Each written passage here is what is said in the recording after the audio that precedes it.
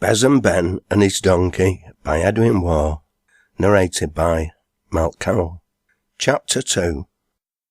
Twopence more, ladies and gentlemen, and up goes the donkey. Street Acrobat.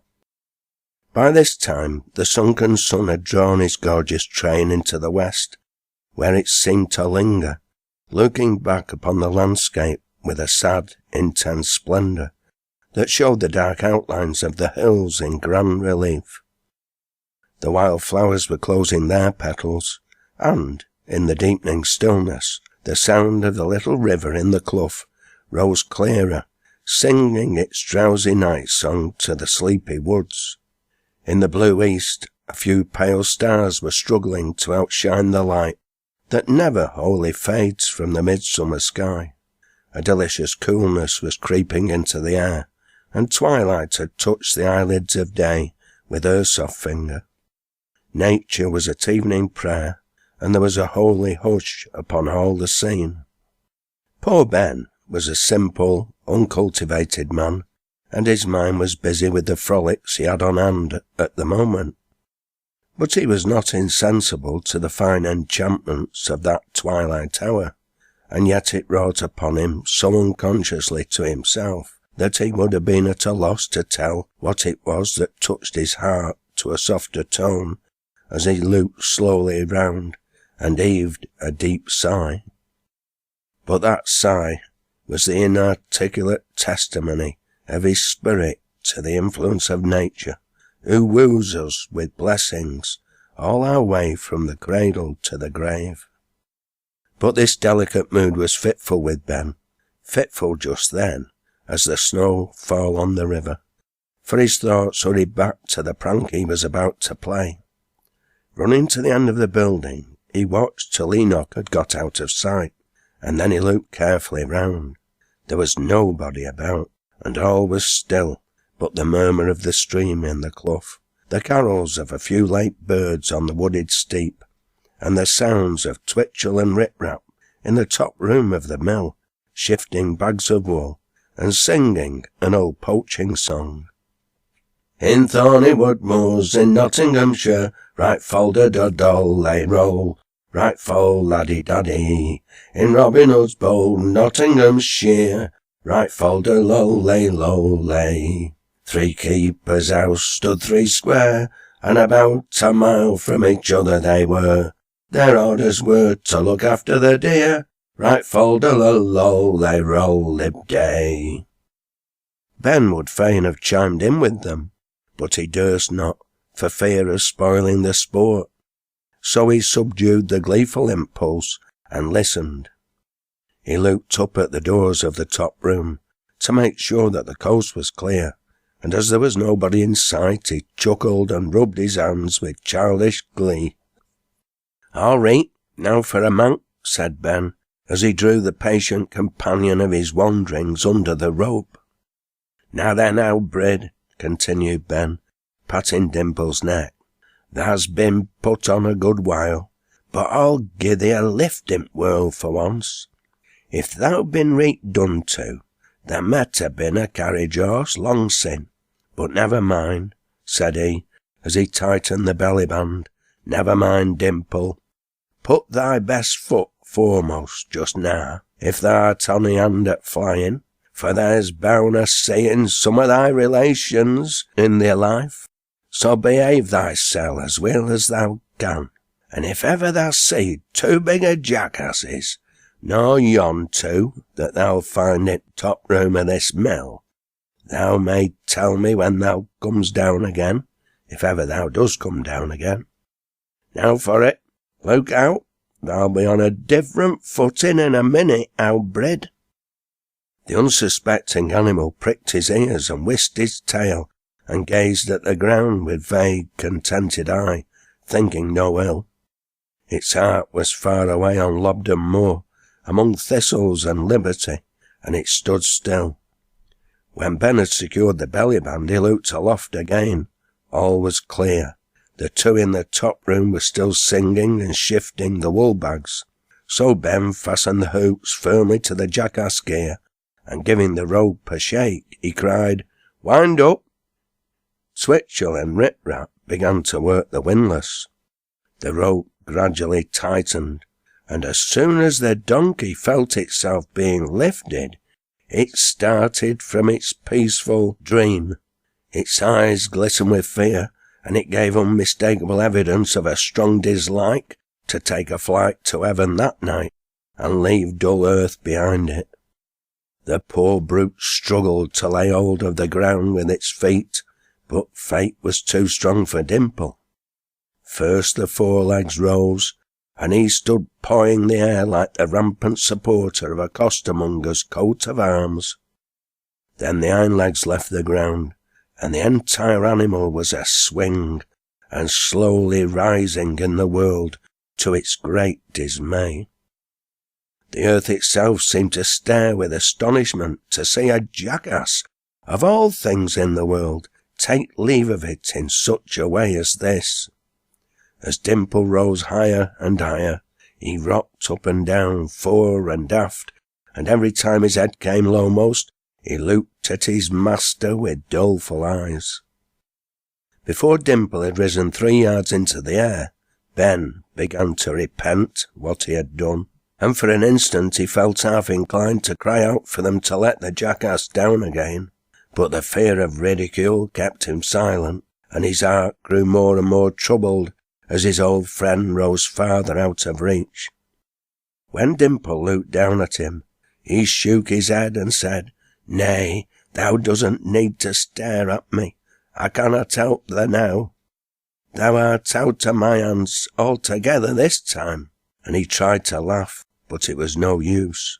Pleasure was fast oozing out of him, and the one feeling that moved him most of all now was fear for the fate of his poor jackass. "Hold fast, good Ballybant," cried Ben, gazing up and clasping his hands. "Hold fast. If thou gives way, that poor cretter's done for. Dimple, I wish thee and me were safe home this night.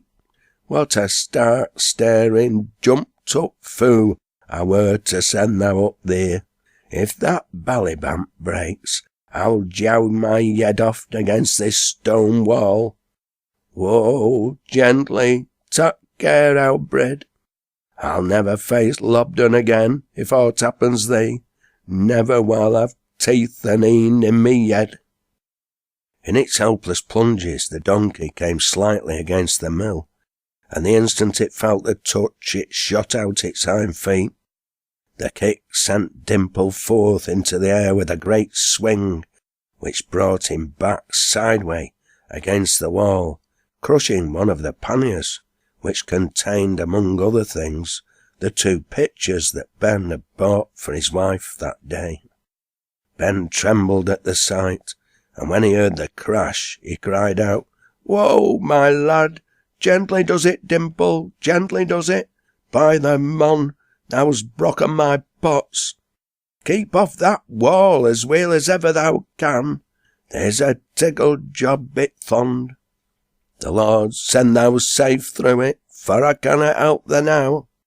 What a bouster yet thou were to make such a fool on thou as this. Thou never did me no harm, never in thy life, no but be trailing up and down with all mak of things on thy back and helping one to get a bit of a living. It's a damned shame. But mind that wall, old cretur. Whatever thou does, keep off that wall." The fright and the unusual motion had sadly disturbed the donkey. "Poor Dimple," said Ben, staring up. "Poor Dimple. This mak o' work doesn't agree with thou, I can see that plain." The donkey was twirling round and swaying up and down like a rocking horse, and Ben watched every movement with a distressed heart, speaking to his jackass in terms of simple endearment, and blaming himself as a fool, full measure, for playing such a trick on a poor thing that had grown up with childer a home like peas in one swad. He declared that if the Bellyband would only hold good through this trial, he would have it framed and hung up for a picture. In the meantime, the strange situation so affected Dimple that he broke out into a loud bray. This made Ben worse than ever, and he sat down upon a stone at the end of the mill, and covered his face with his hands. What a wastrel I am," said he. "What a wastrel I am, to get that poor creature into such a hobble as this." All this while, the two in the top room were singing and winding away, quite unconscious of what was coming up outside, and when they heard the jackass bray, one of them said to the other, "Hear thou, Twitchell, there's another waver deed." It was an old belief in Lancashire that when a donkey brayed, an handloom weaver had died. When they had wound to the top, Twitchell locked the wheel and went whistling towards the warehouse door, expecting to see a bag of wool. But when he saw Balaam twirling in front of the warehouse door, he started back and cried out, "Hey, hello, say thou, Rip, it's a jackass!" And he started back and rolled over a bag of wool. "A what?" said Rip Rap, whisking round and looking at the doorway. "A jackass! If it isn't, I'll go to the crows," replied Twitchell, gathering himself up and staring with all his eyes from the back of the bag of wool. "It is a jackass," said Rip Rap, rubbing his eyes and going nearer to make sure of the thing. "It's a jackass, bigod. How's the moon, Twitch?" "Moon or no moon, that's a jackass, and I've seen it afore, somewhere, or else I'm swapped," replied Twitchell. "But how has it getting up there, think'st thou?" "Nay," answered Rip Rap, scratching his paint, "I'm just wondering. I'll tell thou what, I'll be bound that Enoch soaked it on in a mistake.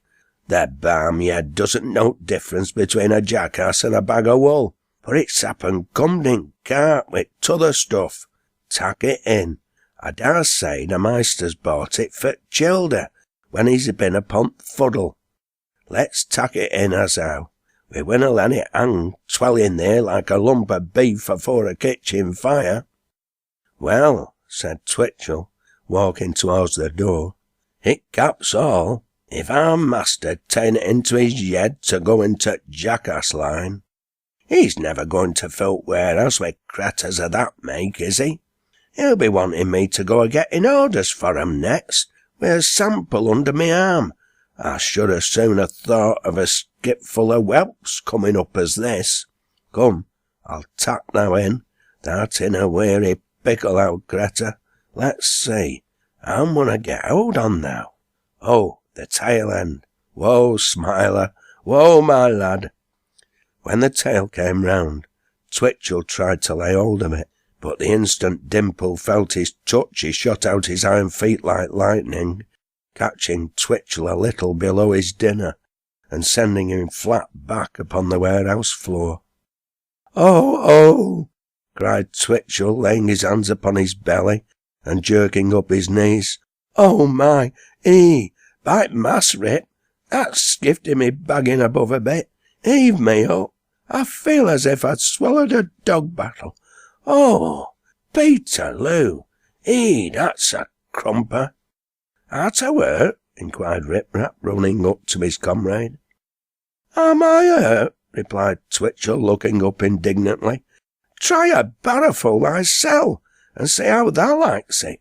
Rip, if tha'd been in my inside just then, tha'd have been kilt stone dead. Oh, I'st carry the shepherd jackass shoon to my grave now. Heave me up, gently. Thou should ha' getting out of it topping, Mum," said Rip Rap as he helped him up. "Who, me?" replied Twitchell, staring at Rip with a vexed look. "Aye," said Rip Rap, "get out at topping next time. It's the safer end, mon." "Aye," replied Twitchell as he sat upon the floor rubbing his belly. "Aye, I dare say it is the safer end. There's nobbut two ends to a jackass, and t'other end's noan safe, I've found that out. But I'm noan greedy.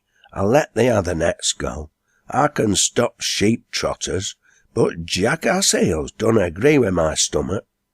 Tha's how the nets go, Rip. Heave me up. Oh, by mon, I shan't be right of a month." "Art thou any better?" inquired Rip Rap as he lifted him to his feet. No, I am no better, and thou knows that too, replied Twitchell, hobbling slowly away with his body bent. Get that jackass in, I tell thou. Mun I rub thou a bit? Said Rip Rap. No, not just now. Get that jackass in. Well, to sup a soap, a sweet oil, or summat? Said Rip Rap. Go look, replied Twitchell as he caught a glimpse of Rip Rap's grinning face. Thou wouldn't ha' cared if it had sent its feet straight through me. Go and get that jackass in, I tell thee, and then come and unbutton my singlet. Rip Rap stood a minute looking at the poor brute twirling in front of the doorway and considering which would be the best way of getting it in. Oh, said he, I have it, and he went and took a long brush from a corner, and he turned the donkey round with it until its head looked in at the door. Whoa, Smiler, said he, laying hold of the bridle. Whoa, kick the t'other gate on, and I can do without. And then as Twitchell lowered at the wheel, he drew the donkey in, till its feet were safe upon the warehouse floor. The poor animal trembled with fright as he led it to the back part of the mill chamber. Here, Twitch, said Rip Rap, take this crater up while I see after Enoch. And he went to the front door, and looking down he cried out, Hullo, Enoch! Now then, where's Harter? I see naught on him, continued he, looking carefully about. Owd, stop, by mass, Twitch, that jackass belongs Besom Ben. I've just seen a whop on him, peeping off at Thendert Mill. I'll bet thou a halfpenny he's done it for a marlock. Art sure it's him? Said Twitchell, brightening up at the news. Am I here, think'st thou? Replied Rip Rap, turning sharply round and stretching out his arm like an indignant orator. Well then, come away from that door, said Twitchell. We'n a rare gamma for us, if thou mind what thou art doing.